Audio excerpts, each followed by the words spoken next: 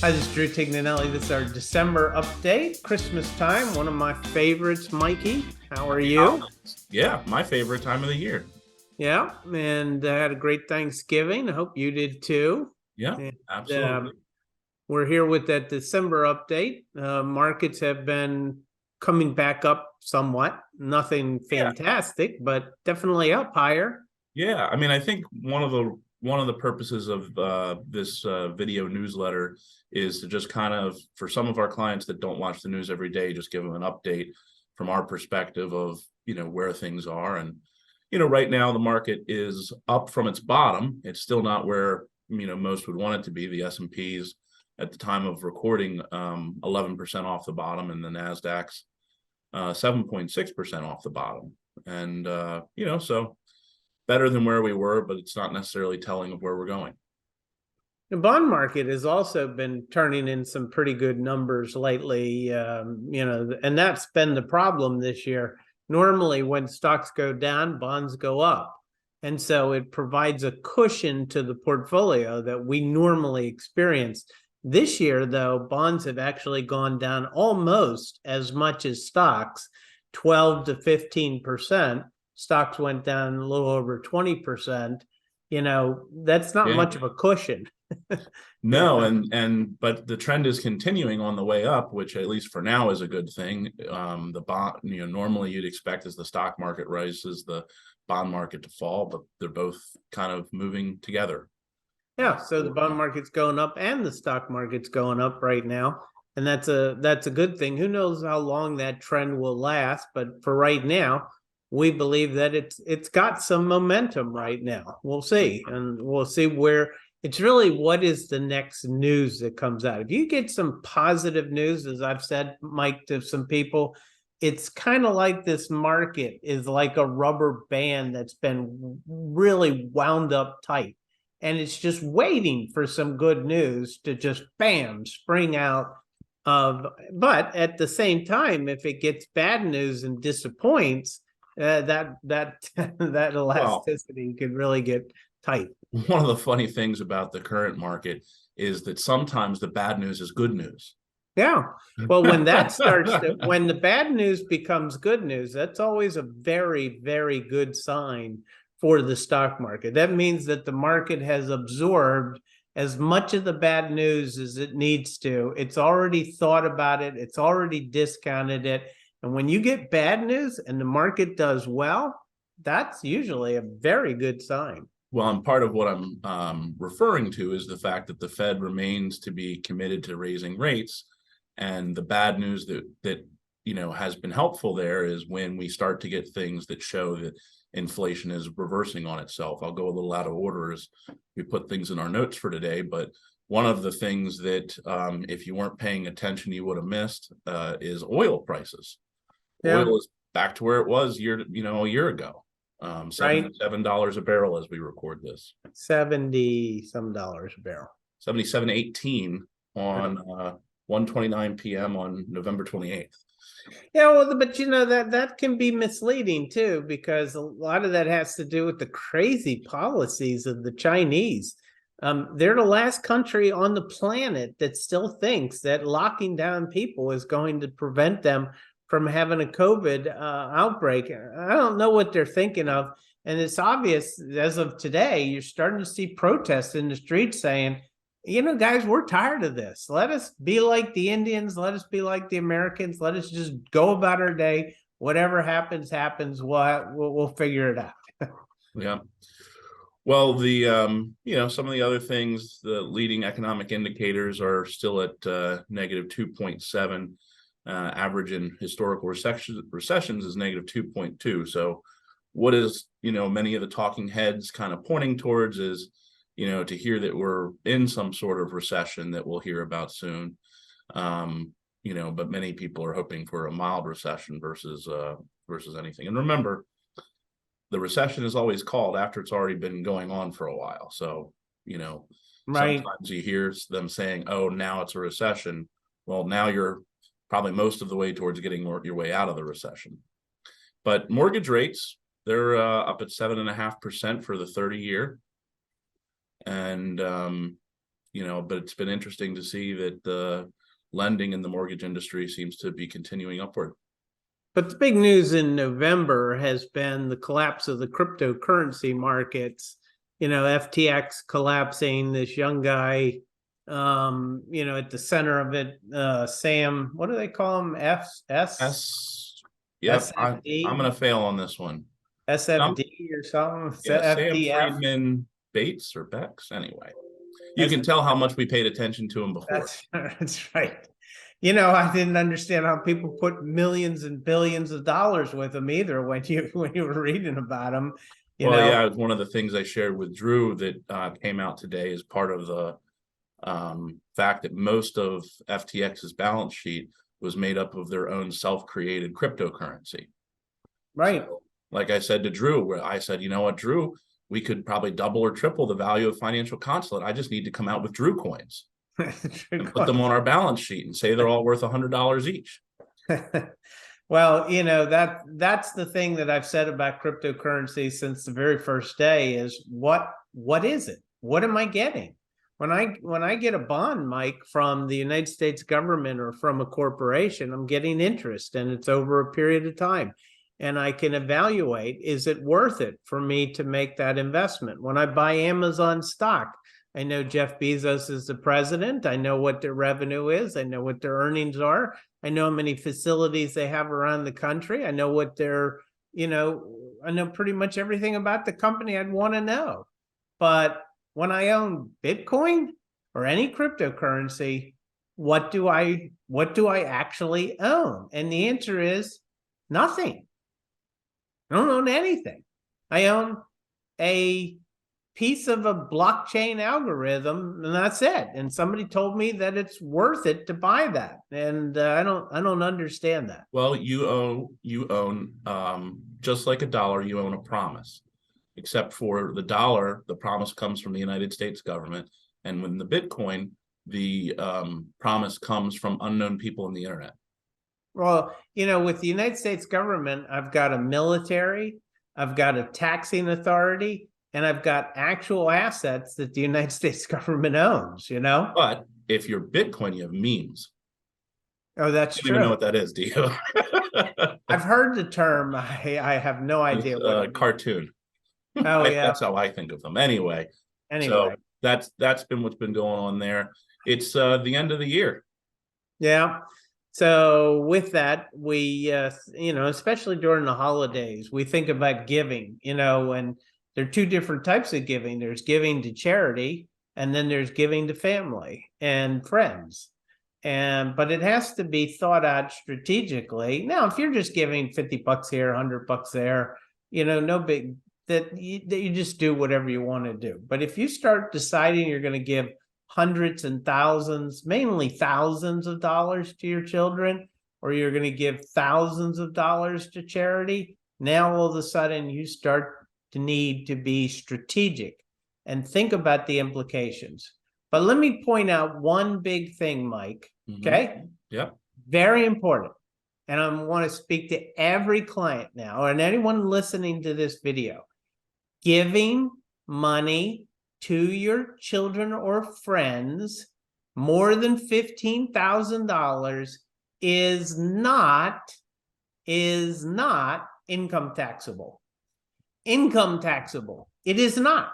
There is a misnomer, Mike. I can't tell you how many times during the course of a week I have to explain to a client, you can give $1 billion to your children, and there is no income tax liability on that $1 billion.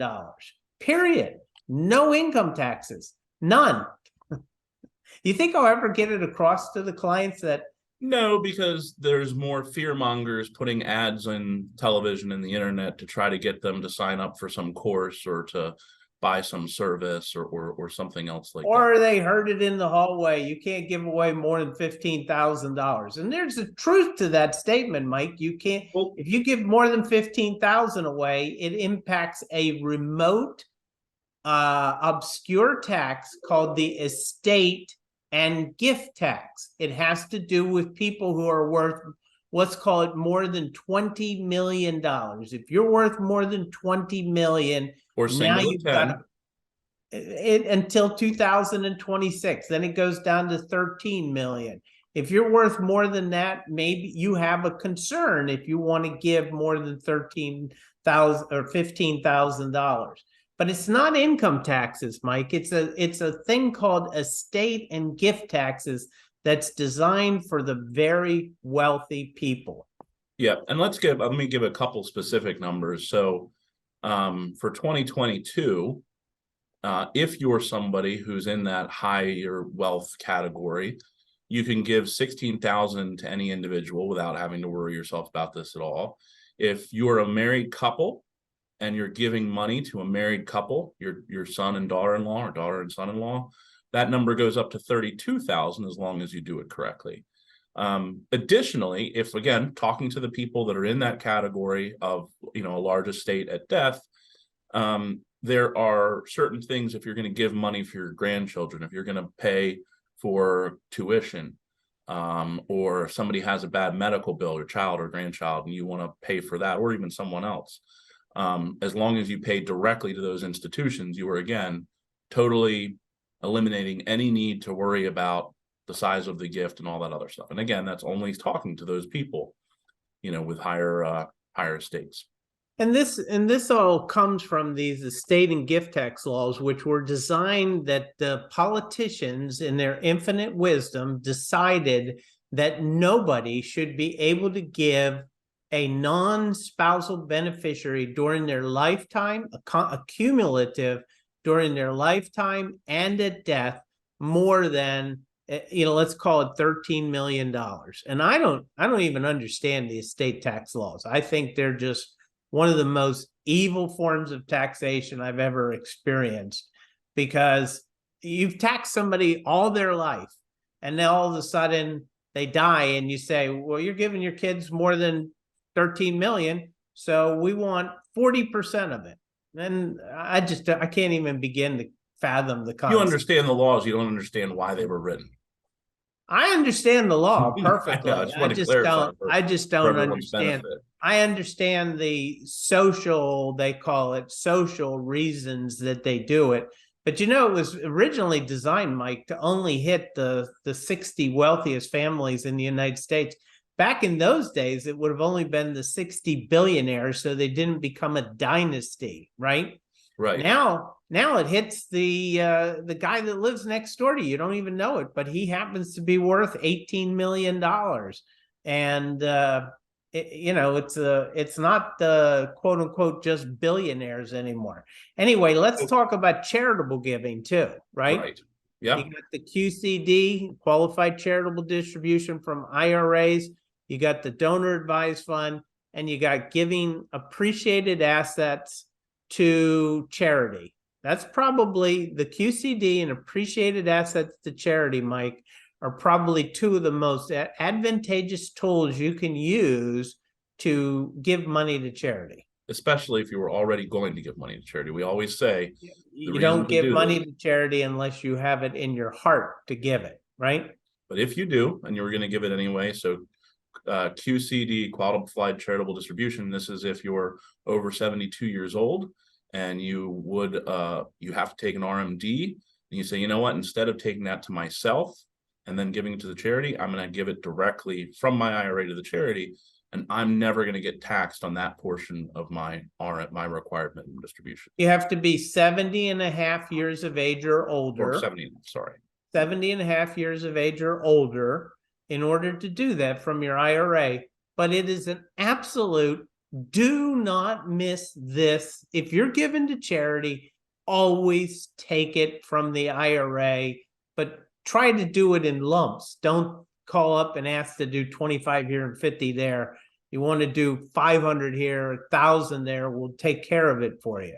So Drew and I reviewed where most of our clients are, and it looks like we've taken care of this for almost everybody. But if you are the last 4 or 5 people that we're still working with, if you want to do your paperwork for that in paper, the deadline is December 2nd, which if the time we plan to release this video would be tomorrow. But the good news is if you can use a computer and sign things electronically. We have till about December 19th for that. So the next one that you want to talk about is a donor advised fund. And this one also goes hand in hand with a strategy called bunching. So let's say every year I give my church $4,000.